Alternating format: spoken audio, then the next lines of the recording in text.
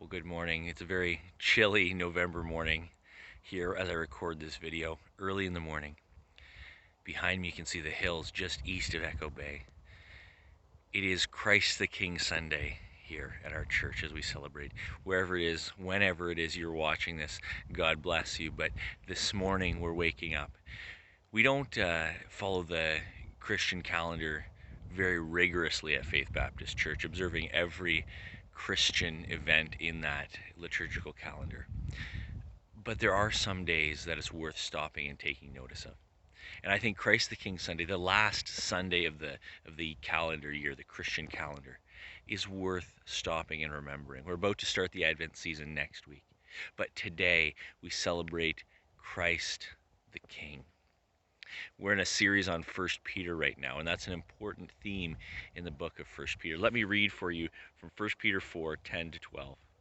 Each one should use whatever gift he has received to serve others faithfully, administering God's grace in its various forms.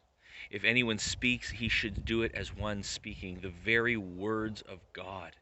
If anyone serves, he should do it with the strength God provides, so that in all things God may be praised through Jesus Christ. To him be the glory and power forever and ever. That is the word of the Lord. There's a story that's often told, a little parable, when people want to talk about the truth of all religions. You may have heard different versions. I've heard a few. And so depending on where you've heard it and who's been telling it, you may have heard different details. But it goes something like this. There was a king who brought an elephant into his court, and 3 blind men came and encountered the elephant, and each tried to describe what an elephant was like for the other blind men. The first felt the trunk and said, "Fellows, elephants are like snakes, long and sinuous and strong." The second felt one of the elephant's legs and says, "No, no, my friend. Don't you understand that elephants are like trees, thick and sturdy?" And the third went up and felt the elephant's tail, and to his blind fellows he said, "No, no, my friends. An elephant is thin and long like a rope." And of course, the idea, the message of the parable is supposedly that all religions have hit upon elements of the same truth. That an elephant does have a long, sinuous trunk. An elephant does have thick, sturdy legs. An elephant does have a rope-like tail. But all of them are describing the same beast. Now, I've heard some apologists, if you ever have someone tell you this story, I've heard some apologists point out very helpfully, right off the bat, the story assumes there is a man with sight standing off to the side, that there's a person who can see the whole elephant. We as Christians have a picture of the whole elephant. Christ the King Sunday calls into view a very important part of who Jesus is. He is our King. Yes, we should sing, "What a friend we have in Jesus."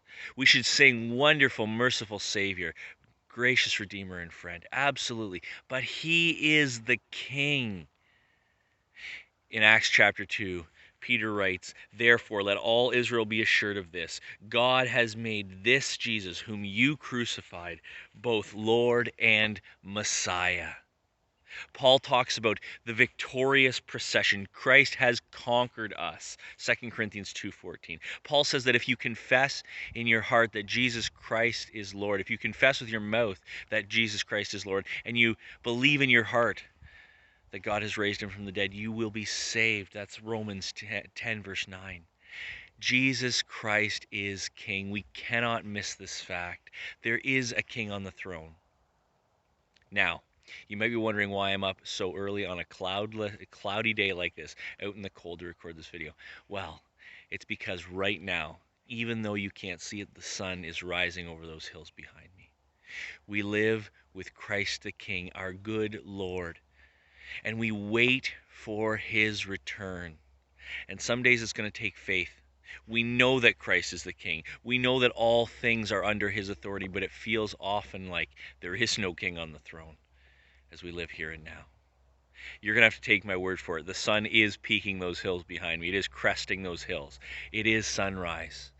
And soon, someday soon, we will have that cloudless day when the sun is visible and it breaks through and we will bask in its warmth. Even so, we wait for the coming of our King. As we wait, hear and heed the words of 1 Peter chapter 4. Whatever grace you've received, use it well so that when the King returns, he will be glorified. God bless you.